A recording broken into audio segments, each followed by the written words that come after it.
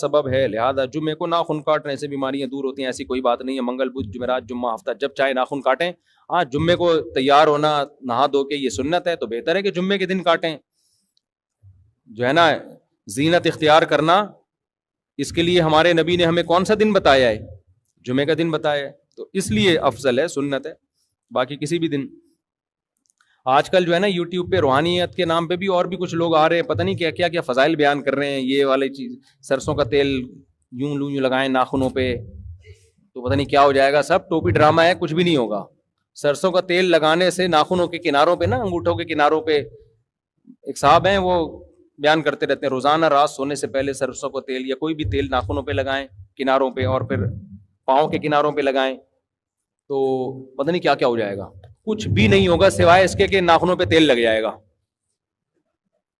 تو نہیں, ایک تو بہت ہی بڑا پھینکو ہے, میرا برداشت سے باہر ہو گیا ہے میرا معاملہ. میں سوچ رہا ہوں اس کا نام لے کے بتا دوں یار, یہ بہت زیادہ پھینک رہا ہے. یہ مشہور صاحب ہیں یوٹیوب پہ نا, وہ ہر وقت ٹوٹکے بتاتے رہتے ہیں, صحت کے ٹوٹکے.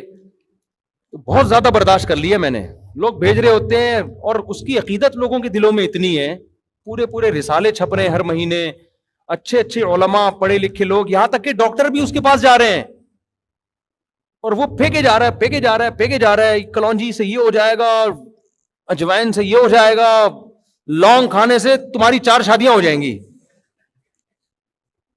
پتہ نہیں کیا کیا ہو جائے گا یار. تو مجھے بھیجتے رہتے ہیں نا لوگ کہ حضرت یہ تو بہت زبردست کلپ آیا ہے اس کا نا مارکیٹ میں, ابھی ایک نیا آیا ہے, اس میں پتہ نہیں ایک میری موبائل میں پڑا ہوا ہے, مجھے بھی یاد نہیں آ رہا, اس میں تو ایسی پھینکی ہے یار, کچھ بھی نہیں ہوگا. سمجھتے ہو, کچھ بھی نہیں ہوگا. کوئی ایک نارمل جیسے سارے لوگ تمیز سے زندگی گزار رہے ہیں نا, ہنسی خوشی زندگی گزارو. دیکھو صبح پراٹھا کھاؤ, رات کو 1 گھنٹہ واک کرو, اللہ توفیق دے تو جاگنگ کر لیا کرو ڈیلی بیسس پہ, ہنسی خوشی زندگی گزارو, اور ٹائم پہ مر کے قبر میں چلے جاؤ تمیز سے نا. مر گئے بھی, آؤ سب نے جانا تھا, یہ بھی انا للہ ہو گیا. اتنا کافی ہے. لانگ کو فوکس کر لیا, کہوے بنا کے اس کے وہ پتہ نہیں کیا کیا تیزابیت کر رہا ہے. وہ لانگ اچھی چیز ہے, میں اس کی مخالفت نہیں کر رہا, اتنی اچھی نہیں ہے جتنی یوٹیوب پہ ہے. اتنی نہیں اچھی ہے. لانگ کے کہوے سے فائدہ ہوتا ہے, میں بھی پیتا ہوں. لانگ سے کیا ہوتا ہے, تھوڑا لانگ اور دار چینی کا کہوا تھوڑا سا فریش ہو جاتا ہے آدمی, بس تھوڑا سا زیادہ تھوڑا سا کولیسٹرول شاید آگے پیچھے ہو جاتا ہے اس سے. پراٹھے تھوڑے سے مضر اثرات کم کر دیتا ہوں, اتنا نہیں ہے جتنا بنا لیا ہے نا. تو بہت زیادہ یوٹیوب پہ بہت زیادہ پھینکا جا رہا ہے یوٹیوب پہ. اللہ بچائے یار.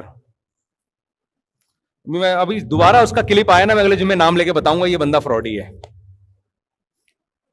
حد ہوتی ہے نا کوئی پھینکنے کی. تم لوگوں کو الو بنا رہے ہو. ملینز لوگ تمہاری ویڈیوز دیکھ کے, پاکستانی قوم ویسے ہی تباہ ہو گئی ہے یار. ابھی لہسن ادرک کے چکر میں اور تباہ ہو جائے گی. یہ حقیقت ہے. قوم میں ویسے ہی کوئی قابلیت کی بات سننے کو نہیں مل رہی ہے, ترقی کر نہیں رہی ہے, اوپر سے الٹی چیزوں میں آپ نے قوم کو لگا دیا, تو وہ تو اور برباد ہو جائے گی ہماری قوم. اب دوبارہ آیا نا, میں چھوڑوں گا نہیں اس کو. سوچ رہا ہوں میں نام لے کے بتا دوں. یہ بندہ, وہ جو مولوی صاحب کہہ رہے تھے نا کہ 4 آدمی جہنم میں جائیں گے, ایک فلانا ایک ڈمکانا, ایک تیسرے چوتھے پہ جب وہ آتا تو ایک بندہ کھڑا ہو جاتا کہ میری بات سنیں. تو جب بار بار اس نے کیا, مولوی صاحب نے کہا چوتھا یہ جہنم میں جائے گا. تو میں سوچ رہا ہوں, میں غصے میں آ گیا, میں نام لے لوں, اس کی بات کر رہا تھا میں. یہ بندہ ہے نا, یہ الو بنا رہا ہے لوگوں. تو حکیم کوئی ریلائبل ہونا چاہیے, تمیز والا. دیکھو حکیم محمد سعید صاحب بہت بڑے حکیم تھے. ان کی بڑے حکیم ہونے کی بڑی علامتی پھینکو بالکل بھی نہیں تھے. وہ کبھی بھی جب کسی حکیم کے پاس جاؤ نا, اگر وہ بہت بڑھا چڑھا کے اپنی تعریفیں کر رہا ہے, بھائی میں نے تو یہ کر دیا, میں تو منٹوں کا وہاں سے فوراً بھاگو فوراً. یہ تمہیں برباد کرے گا. میڈیکل سائنس نے اتنی ترقی کی ہے, کوئی دنیا میں ایسی چیز نہیں ہے جس کے کھانے سے کوئی جادو منتر ہو جائے. کچھ بھی نہیں ہے. اچھا حکیم پتہ کیا کرے گا؟ اچھا یہ بھی حکیم کے 2 نمبر ہونے کی علامت ہوتی ہے. آپ کو منہ سے نہیں بولنے دیتا, نفس پکڑ کے سب کچھ بتا رہا ہوتا ہے. لوگ اس کو سمجھتے ہیں 1 نمبر حکیم ہے. سب کچھ نفس سے چیک کر لیا اس نے, پیشنٹ کو منہ سے کچھ بھی بولنے نہیں دیا. یہ 2 نمبر حکیم ہے. یہ بھرم ڈالنا چاہ رہا ہے آپ کے اوپر کہ میں بڑا نباز ہوں, مجھے کچھ بھی بتانے کی ضرورت نہیں ہے, کہ پر نہیں لگے ہوئے کہ ساری ہسٹری آپ کی اگلی پچھلی بتا دے. ایسا کچھ بھی نہیں ہے. پتا چلتا ہے نفس سے بہت ساری چیزوں کا, لیکن منہ سے پھوٹنے سے جو پتا چلتا ہے نا وہ نفس سے پتا, بولو, جب تک منہ سے پھوٹو گے نہیں, حکیم کے باپ کو بھی نہیں پتا چلے گا کہ اس کے ساتھ مسئلہ کیا ہے. کچھ چیزیں نفس سے پتا چلتی ہیں. بڑے بڑے نباز حکیم ہوتے ہیں, میں اس کا انکار نہیں کر رہا. میں ایک حکیم کا واقعہ سناؤں, میں اس کے پاس گیا, اس نے عجب دیکھ کے کہا آپ نے آج ناشتے میں دہی بہت کھائی ہے. واقعی میں نے دہی کھائی تھی ناشتے میں. ہوتے ہیں ایسے حکیم, ماہر ہوتے ہیں, لیکن ایسا نہیں ہوتا کہ بھائی وہ یہ بھرم میں لانے کے لیے نا کہ نہیں بس چپ کر کے آپ, ڈرامے باز حکیم یہ کرے گا.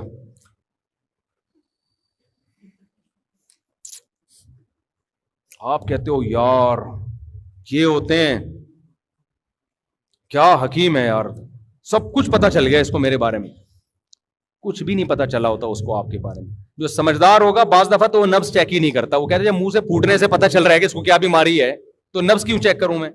اور بعض دفعہ وہ چیک بھی کر لیتا ہے کہ چلو یار کچھ چیزیں نبض سے اندازہ ہو جاتا ہے, تو وہ نبض بھی چیک کرے گا, منہ سے بھی بولے گا, منہ سے پھوٹ بھائی تیرے تو گونگا ہے کیا, بولنا کیا مسئلہ ہے تیرے ساتھ. تو جو زیادہ بھرم میں لے رہا ہے نا, میں نے بڑے بڑے علماء کو حکیموں کے سامنے خدا کی قسم بڑے بڑے علاموں کو بے وقوف بنتے ہوئے دیکھا ہے میں نے. ان کی چرب زبانی کی وجہ سے, میں ان علماء کے نام نہیں لینا چاہتا, وہ ناراض ہو جائیں گے. بڑے بڑے ذہین لوگوں کو جیسے روحانی عامل بے وقوف بناتے ہیں, اسی طرح حکیم بھی بے وقوف بناتے ہیں. ایسے ایسے واقعات ہوتے ہیں نا کہ میں یہ آیا تھا آغا خان کا ریجیکٹڈ مال تھا, میں نے اس کو صحیح کر, ہو سکتا ہے کوئی صحیح بھی ہوا ہو, میں انکار نہیں کر رہا. اتنا نہیں ہے جتنا بنایا جا رہا ہے. سمجھدار حکیم ہوگا نا, جو واقعی ریلائبل ہو, کسی ادارے سے پڑھا ہوا ہو, اس کا کوئی ٹیچر ہو جو پراپر وے میں پڑھ کے آیا ہو, وہ آپ کو بولے گا جی نفس بھی دیکھے گا, منہ سے بولے گا پھوٹ دو تیرے کو جو بیماری ہے منہ سے بتا دے, ٹھیک ہے نا. آپ بتاؤ گے جی قبض ہے یا جو بھی مسئلے چل رہے ہیں آپ کے ساتھ, پھر وہ غور کرے گا, فکر کرے گا, تھوڑا سوچے گا. اس کے بعد بخار ہوگا تو کہے گا پیناڈول ہی کھا لے یار, تو معجون کھانے کی تیرے کو کی ضرورت کیا ہے.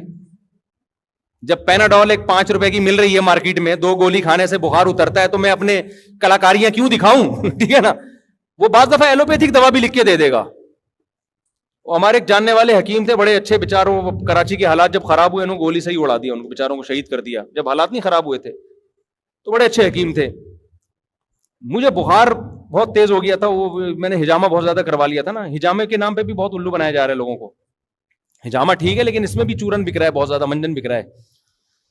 تو انہوں نے مجھے, میں نے کہا, میں ان کو فون کیا, مجھے بخار, انہوں نے کہا پیناڈول کھا لو بھائی, پیناڈول کھا لو, ٹھیک ہے نا. تو بالکل صحیح بات کی انہوں نے کہ یار بخار کے لیے تو ایک مشہور دوا ہے, ساری دنیا میں چل رہی ہے, تو پیناڈول کھا لو آپ, اس میں کیا جا رہا ہے.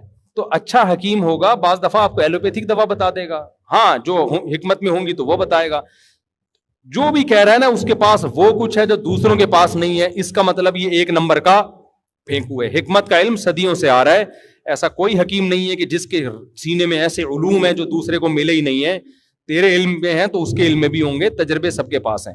کچھ دوائیں حکمت کی ایسی ہیں جو صدیوں سے مجرب ہیں, ان میں تو میں لوگوں کو کہتا ہوں ایلوپیتھک کی طرف نہ جاؤ, حکیم وہ چیزیں حکیموں سے کھا لو. وہ مشہور دوائیں پھر کبھی نام لے کے بتائیں گے ان دواؤں کا انشاءاللہ, وہ بہت زبردست دوائیں ہیں. اچھا, کچھ دوائیں ایسی ہیں جو حکیموں ڈاکٹروں کے پاس علاج ہی نہیں ہے اس کا. کچھ بیماریاں ایسی ہیں کہ ایلوپیتھک میں اس کا علاج نہیں ہے مگر اتنا اچھا نہیں ہے. ان کا حکیموں کے پاس زیادہ اچھا علاج ہے. کچھ ایسی بیماریاں ہیں, یعنی جلدی بھی ہوتا ہے اور اچھا بھی ہوتا ہے, سائڈ افیکٹ بھی نہیں ہوتے. لیکن کچھ بیماریاں ایسی ہیں حکیم کے باپ کے پاس بھی اس کا علاج بولو نہیں ہے, یا ہے مگر بہت دیر سے اثر ہوگا. اس کا بھی امکان ہے مریض کا انا للہ ہی نہ ہو جائے. اس میں آپ کو لازماً کس کے پاس جانا پڑتا ہے, ڈاکٹر کو دکھانا پڑتا ہے. تو دونوں میں کچھ خوبیاں ہیں کچھ خامیاں ہیں. لیکن آپ ڈاکٹروں کے پاس جاؤ وہ حکیموں کی جڑ سے نفی کر دیتے ہیں, ابے انہیں تو کچھ بھی نہیں آتا. حکیموں کے پاس جاؤ وہ ڈاکٹروں کی جڑ سے نفی کہ سارا بزنس ہے, دھندا ہے. اس کا مطلب تم دونوں ہی الو بنا رہے ہو قوم کو, صحیح ہے نا.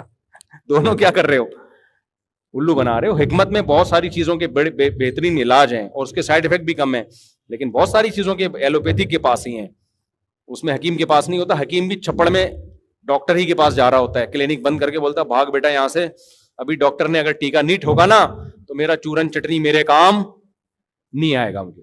دونوں میں کچھ خوبیاں کچھ خامیاں ہیں. تو ان چیزوں سے یہ یوٹیوبر سے تو بہرحال بالکل بھی متاثر نہ ہو. یوٹیوب میں دیکھ کے کبھی آپ دواؤں میں سجیسٹ نہ کیا کریں.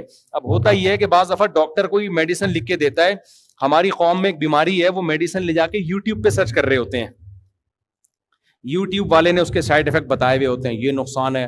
آدمی کہتا ہے یہ ڈاکٹر نے مجھے الو بنا دیا. یہ نہیں پتا ہوتا کہ ڈاکٹر الو نہیں بنا رہا, یہ یوٹیوبر کیا کر رہا ہے, بولو, الو بنا رہا ہے. جب آپ نے ڈاکٹر پر اعتماد کی ہے تو جو لکھ کے دے رہا ہے وہ لے کر آؤ نا, یا تو جاتے ہی نہیں اس کے پاس, یوٹیوب سے ہی دوا لے لیتے. ایسے بہت سارے مسئلے ہو رہے ہیں کہ ڈاکٹر نے لکھ کے دیا, بندہ اس کو یوٹیوب پہ سرچ کر رہا ہے, گوگل پہ, اور پھر خود سائنسدان بن کے فیصلہ کر رہا ہے. تو گوگل پہ سرچ کیا کرو, مگر گوگل کو اپنا باپ مت بناؤ, یہ مسئلہ ہے. باپ بنا دیا گوگل کو جو ہے نا, یہ خطرہ. میرے بھائی بہت زیادہ ٹائم ہو گیا, کافی زیادہ ہو گیا نا, پھر تھک گئے ہیں. آپ میں سے کسی نے کوئی سوال پوچھنا ہے پوچھے, بس اس کے بعد ہم یہ سلسلہ ختم کرتے ہیں. یہ بھائی ہومیوپیتھک میں بھی بعض چیزیں بڑی زبردست ہیں, بہت فائدہ ہو جاتا ہے. اچھا ایک بات ہے, ہومیوپیتھک میں کوئی ڈاکٹر نہیں ہوں بھائی, میری بات کو حرف آخر نہ سمجھیں. ہومیوپیتھک میں بہت زبردست فائدہ ہو جاتا ہے, لیکن ایلوپیتھک ڈاکٹر کہتے ہیں کہ ہومیوپیتھک میں فائدہ جو آپ کو ہو رہا ہے وہ تو نظر آ رہا ہے, ہومیوپیتھک دوا سے جو سائڈ افیکٹ ہیں وہ آپ کو نظر نہیں آ رہے ہوتے. یہ ڈاکٹروں کی رائے ہے, میں اس پہ کوئی تبصرہ نہیں کرتا کیونکہ میں نے بھی ہومیوپیتھک پڑھی نہیں ہے. اب اس پہ کوئی ہومیوپیتھک ڈاکٹر ہی اچھا تجزیہ کر سکتا ہے, تو اس لیے ہومیوپیتھک کو بھی باپ بنانے کی کوشش نہ کریں, کیونکہ جتنی ریسرچ ایلوپیتھک میں ہو چکی ہے نا, وہ کسی اور میں اتنی ریسرچ ہوئی نہیں ہے. ایلوپیتھک میں جب کوئی دوا لے رہے ہو اس کے کیا اچھا کیا برا لکھا ہوا ہوگا اس کے اوپر. تو ہومیوپیتھک کے بھی بڑے فائدے, ہم نے بھی بعض دفعہ کسی بیماری میں لیا, ٹھیک فٹ فاٹ ہو گئے ہم, لیکن ڈاکٹر کہتے ہیں کہ کچھ پتہ نہیں کوئی آرگن کوئی خراب نہ کر رہی. واللہ عالم, میرا یہ ٹاپک ہے نہیں, یہ ڈاکٹروں سے ہی پوچھو آپ. میں تو صرف ایک آپ کو اشارہ دے رہا ہوں کہ کسی کو بھی اپنا باپ بنانے کی کوشش, دیکھو دواؤں سے بچاؤ اللہ کا واسطہ. ایسا لائف اسٹائل اختیار کرو کہ دواؤں کی طرف جانے کی نوبت نہ آئے, تاکہ اس جنجال سے ہی نکل جاؤ. رات کو جلدی سو, صبح جلدی اٹھو, دوڑو بھاگو, ایکسرسائز کرو, 4 شادیاں کرو, بچے پیدا کرو. 4 شادیوں کا بھی صحت کے بہت گہرا تعلق ہے, یہ بتا دوں میں آپ کو. صحت اچھی رہتی ہے 4 شادیوں کے بعد, بے شک ٹینشن سے بال اڑ جائیں لیکن پھر بھی صحت اچھی رہتی ہے. تو اور جلدی رات کو سو, جلدی اٹھو, کم کھاؤ, روزے رکھو, فٹ فاٹ رہو گے انشاءاللہ.